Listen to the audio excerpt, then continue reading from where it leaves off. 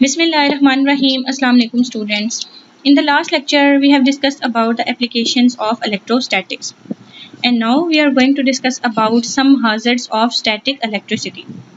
Students application को जब हमने देखा तो हमें ये पता चला कि ये जो स्टैटिक चार्जेस हैं, इलेक्ट्रोस्टैटिक्स का ये जो फिनोमिना है ये हमारे लिए इम्पॉर्टेंट है। मतलब ये हमारे लिए जो है वो एयर को क्लीन करने के लिए भी यूज़ हो रहा है और कार को पेंट करने में भी, ये उसकी एप्लीकेशंस थी।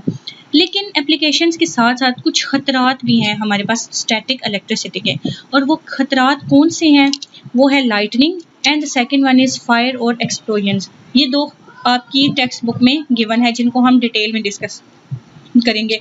हम देखेंगे ये लाइटनिंग क्या है, क्यों हमारे पास ये फिनोमिना हो रहा है, लाइटनिंग का किस वजह से हो रहा है। इसके बाद हम देखेंगे फायर और एक्सप्लोजन क्या है, और अगर ये हमारे पास इस तरह ये ख़तरात हैं तो हम इनसे बचने के लिए क्या प्रिवेंशन कर सकते हैं, क्या प्रिकॉशंस हम कर सकते हैं, कौन से मेजरमेंट्स हैं, हम उनको भी देखेंगे। सबसे पहले हम डिस्कस करेंगे लाइटनिंग को। लाइटनिंग क्या है हमारे पास? लाइटनिंग का क्या मतलब है? बिजली। जैसे आपको ये फिगर में नज़र आ रहा है, ये जो स्पार्क प्रोड्यूस हो रहा है इसको हम क्या कहते हैं? लाइटनिंग।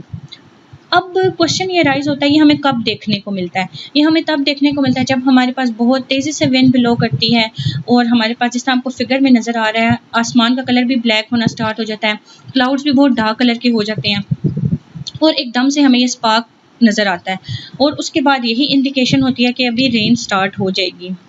अब क्वेश्चन ये होता है कि ये स्पार्क प्रोड्यूस होता क्यों है, क्या वजह बनती है स्पार्क के प्रोड्यूस होने की? तो वो वजह ये होती है स्टूडेंट्स कि जब क्लाउड्स के ऊपर हमारे पास एक्सेसिव अमाउंट में चार्ज बिल्डअप हो जाता है तब हमारे पास ये स्पार्क प्रोड्यूस होता है, ये फिनोमिना हमें नज़र आता है। अब जो क्लाउड्स हैं उन क्लाउड्स के ऊपर चार्ज कहाँ से आ गया? क्या हमने कोई चार्ज बॉडी क्लाउड्स के साथ टच की और सारा का सारा चार्ज ट्रांसफ़र हो गया, या फिर हमने कोई बॉडी इसके करीब रखी और फिर इसके ऊपर चार्ज आ गया? अब देखें, टच करने के केस में तो प्रोसेस कहलाता है इलेक्ट्रोस्टैटिक कंडक्शन, और अगर हम करीब रखें तो वो प्रोसेस कहलाता है इलेक्ट्रोस्टैटिक इंडक्शन। अब ये दोनों काम हम क्लाउड्स पे नहीं कर सकते, वो इसलिए कि क्लाउड्स का डिस्टेंस हमसे बहुत ज़्यादा दूर है, हम वहाँ पे जाके कोई चार्ज बॉडी को वहाँ ले जाना बहुत ज़्यादा मुश्किल है।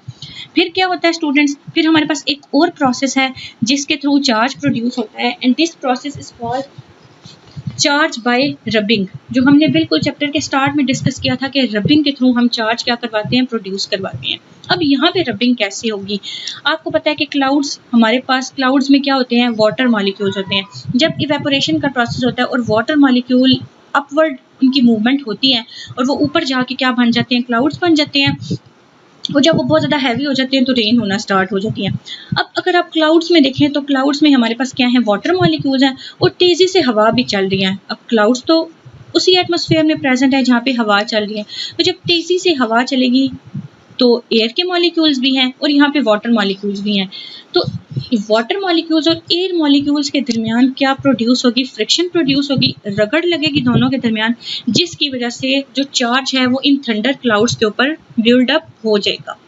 और जब चार्ज की क्वांटिटी हाई हो जाएगी इसके ऊपर, तो इसका जो ऑपोजिट चार्ज है वो किधर इंड्यूस हो जाएगा? अर्थ के ऊपर। अब जैसे क्लाउड्स के ऊपर अगर हमारे पास नेगेटिव चार्ज प्रोड्यूस हो गया, रबिंग की वजह से नेगेटिव चार्ज प्रोड्यूस हुआ है, तो उसका जो ऑपोजिट चार्ज है ड्यू टू इलेक्ट्रोस्टैटिक इंडक्शन, वो अर्थ पे हमारे पास कौन सा चार्ज आने लग गया? पॉजिटिव चार्ज प्रोड्यूस होना शुरू हो गया, इंड्यूस हो गया। और स्पेशली जो टॉल बिल्डिंग्स हैं, जो हमारे पास ऐसे ऑब्जेक्ट्स हैं जिनका डिस्टेंस मतलब ज़्यादा है, जो हमारे पास ऊंची हैं, तो उनके ऊपर ये चार्ज प्रोड्यूस होना स्टार्ट हो जाएगा। तो एक स्ट्रॉन्ग इलेक्ट्रिक फील्ड यहाँ पे प्रोड्यूस हो गया है। Negative charge on clouds and due to electrostatic induction positive charge on the ground, तो क्लाउड और ग्राउंड के दरमियान एक स्ट्रॉन्ग इलेक्ट्रिक फील्ड प्रोड्यूस हो गया। अब ये जो स्ट्रॉन्ग इलेक्ट्रिक फील्ड प्रोड्यूस हो गया है, इस वजह से एक जो चार्ज है ज़्यादा अट्रैक्शन होने लग गया, तो ये पॉसिबिलिटी होती है और ऐसा ही होता है कि चार्ज जो क्लाउड से है वो जंप करता है ग्राउंड की तरफ। जब वो ग्राउंड की तरफ जंप करता है तो एक वायलेंट स्पार्क प्रोड्यूस होता है एंड एक्सप्लोजन होती है, हमें आवाज़ तक सुनाई देती है, जिसको हम क्या कहते हैं? लाइटनिंग, जैसे ये आपको नज़र आ रहा है। अब बाज़ औक़ात हमें क्या होता है, ये लाइट पहले नज़र आती है और आवाज़ बाद में सुनाई देती है, और वो होता ही सिर्फ इस वजह से है कि लाइट की स्पीड बहुत ज़्यादा तेज़ है as compare to speed of sound. जैसे हमने ये डिस्कस किया था इन द चैप्टर, हमने सेकंड चैप्टर साउंड में ये चीज़ डिस्कस की थी। ओके, अब यहाँ पे हम लाइटनिंग को देख रहे हैं। तो लाइटनिंग जिस तरह आपको ये फिगर में नज़र आ रहा है, हमें पता चल गया कि ये फिनोमेना क्यों हो रहा है। अब देखें, जो हमारे पास टॉल बिल्डिंग्स हैं उनके डैमेज होने का भी बहुत ख़तरा है ये जब लाइटनिंग प्रोड्यूस होती है। इसके अलावा हमें भी ये एडवाइस किया जाता है कि इस कंडीशन में घर से बाहर नहीं निकलना चाहिए, अंदर ही रहना चाहिए, क्योंकि अगर किसी पर्सन के ऊपर ये स्पार्क आके उसको टच कर जाता है तो उसके बॉडी पार्ट्स भी डैमेज हो सकते हैं, क्योंकि ये डेंजरस होता है।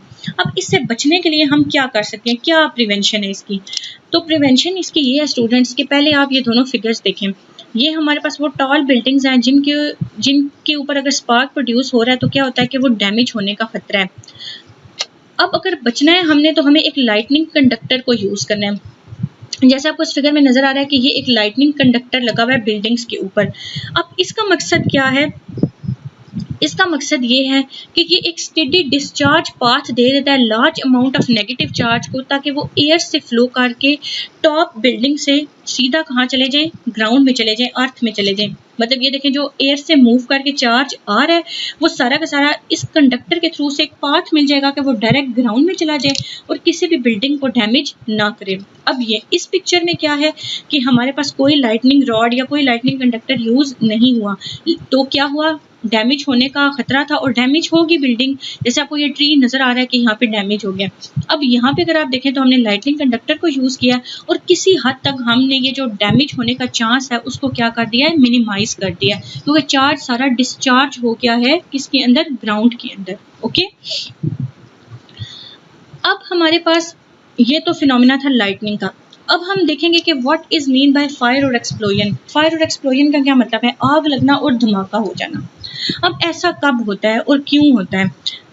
आप ये फिगर देखें, ये पर्सन एक कंटेनर में पेट्रोल को या गैसोलीन को डालने की कोशिश कर रहा है तो वहाँ पे एक्सप्लोजन हो गया।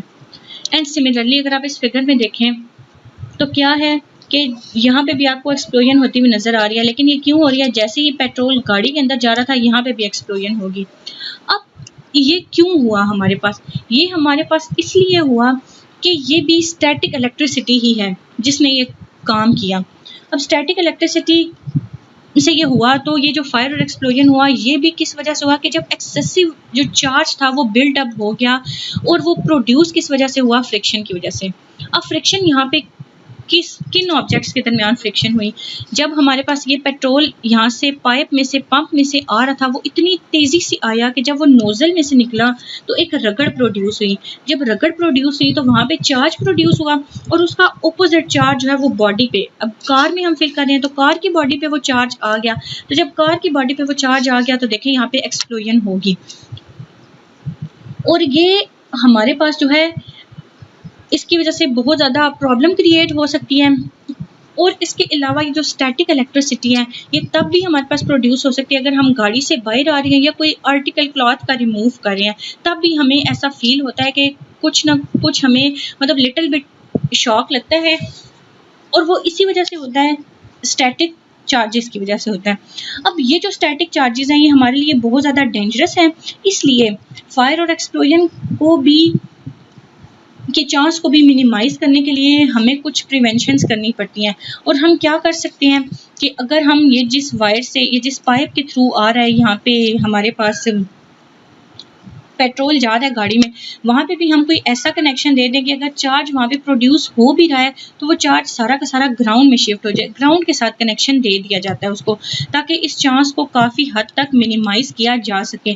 क्योंकि जैसे ये लाइटनिंग का चांस है कि लाइटनिंग की वजह से डैमेज हो जाता है या फायर और एक्सप्लोजन हो जाती है, इन चांस को हम, इनसे होने वाले ख़तरे को, इनसे होने वाले नुकसान को हम किसी हद तक कम कर सकते हैं, लेकिन हम हमेशा के लिए ख़त्म नहीं कर सकते।